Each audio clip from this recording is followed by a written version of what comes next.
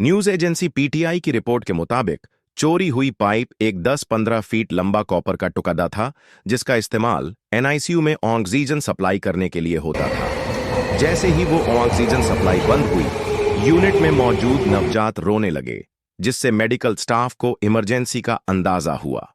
NICU का inbuilt alarm भी बज उठा। वक्त के उस पल पर एनआईसीयू में 20 नवजातों का इलाज चल रहा था, जिनमें से 12 ऑक्सीजन पर निर्भर थे।